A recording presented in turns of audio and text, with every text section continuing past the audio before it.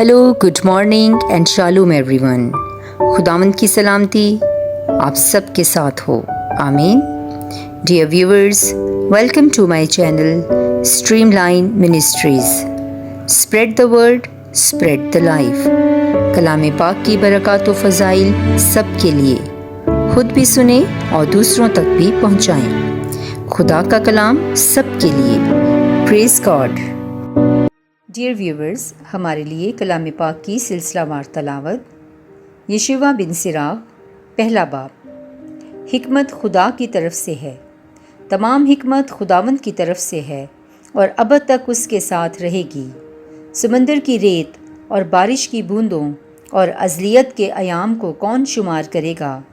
آسمان کی بلندی اور زمین کی وسعت اور غار کے عمق کو کون ناپے گا؟ حکمت کا پتہ کون لگائے گا؟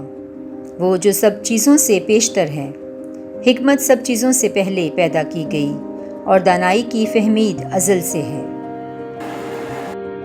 خدا کا کلمہ بلندی میں حکمت کا چشمہ ہے اور ازلی احکام اس کی راہیں ہیں۔ حکمت کی جڑ کس پر ظاہر ہوئی اور کس نے اس کی مشورتوں کو جانا؟ حکمت کی معرفت نے کس پر تجلی کی اور اس کی آگاہی کی کثرت کو کس نے سمجھا؟ ایک ہی ہے جو دانش مند اور نہایت محیب اور اپنے تخت پر بیٹھنے والا ہے، یعنی خداوند، جس نے اسے پیدا کیا اور دیکھا اور شمار کیا، اور اس نے اسے اپنی نعمت کے مطابق اپنی سب مصنوعات اور ہر بشر پر نازل کیا اور اسے اپنے پیار کرنے والوں کو بخشا۔ خداوند کا خوف۔ خداوند کا خوف عزت اور فخر اور سرور اور فرحت کا تاج ہے۔ خدا کا خوف دل کو خوشی دیتا اور سرور اور فرحت اور ایام کی درازی بخشتا ہے۔ جو خداوند سے ڈرتا ہے وہ اپنے انجام میں خوش دل ہوگا اور اپنی موت کے دن مقبولیت پائے گا۔ خداوند کی محبت معزز حکمت ہے، اور جنہیں وہ دکھائی دیتی ہے وہ اس کا دیدار پا کر اسے پیار کرتے اور اس کی عظمتوں پر غور کرتے ہیں۔ خداوند کا خوف حکمت کا شروع ہے اور رحم میں مومنوں کے ساتھ ڈالا گیا، اور اس نے اپنا آشیانہ قدیم سے ایماندار آدمیوں کے ساتھ قائم کیا اور اپنے آپ کو ان کی اولاد کے سپرد کیا۔ خداوند کا خوف معرفت کی عبادت ہے۔ عبادت دل کو قائم رکھتی اور اسے پاک کرتی ہے اور سرور اور فرحت بخشتی ہے۔ جو خداوند سے ڈرتا ہے وہ خوش دل رہے گا اور اپنی وفات کے ایام میں مقبولیت پائے گا۔ خداوند کا خوف حکمت کی کمالیت ہے۔ وہ اپنے پھلوں سے مدہوش کرتی ہے۔ وہ اپنے سارے گھر کو مرغوب چیزوں سے اور اپنے انبار خانوں کو خزانوں سے بھرتی ہے۔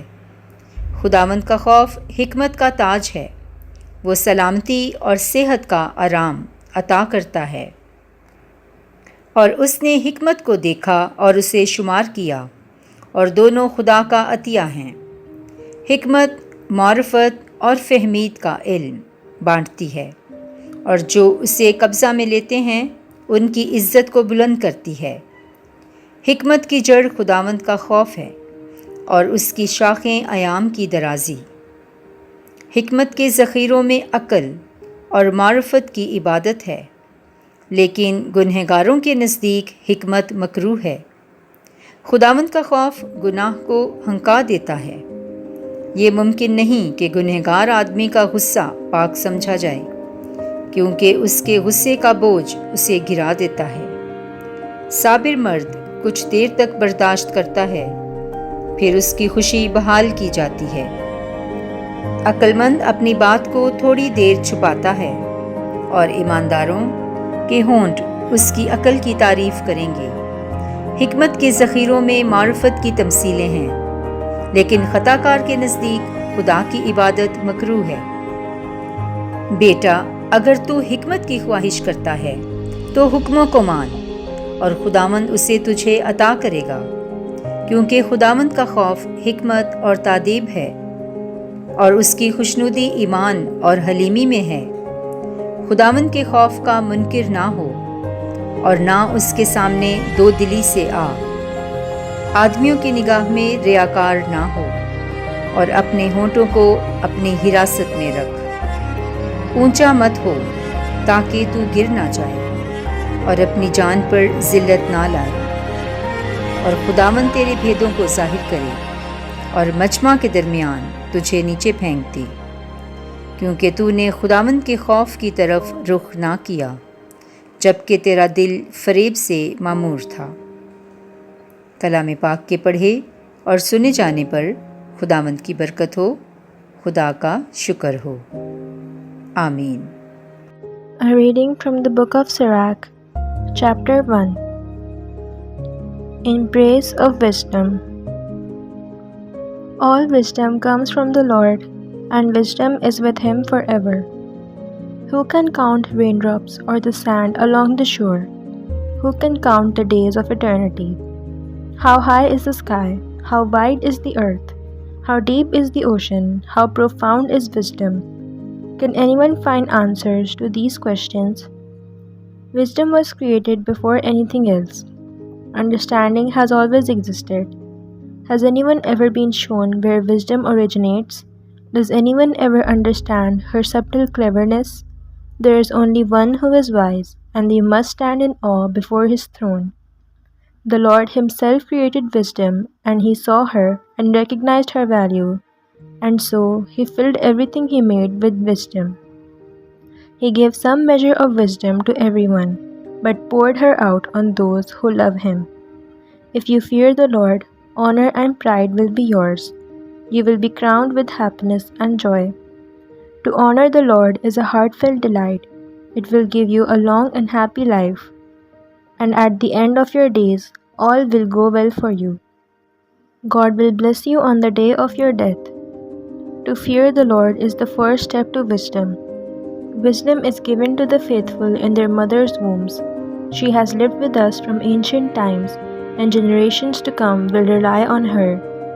To fear the Lord is wisdom at her fullest. She satisfies us completely with her gifts, and fills our homes and our barns with all that our hearts can desire.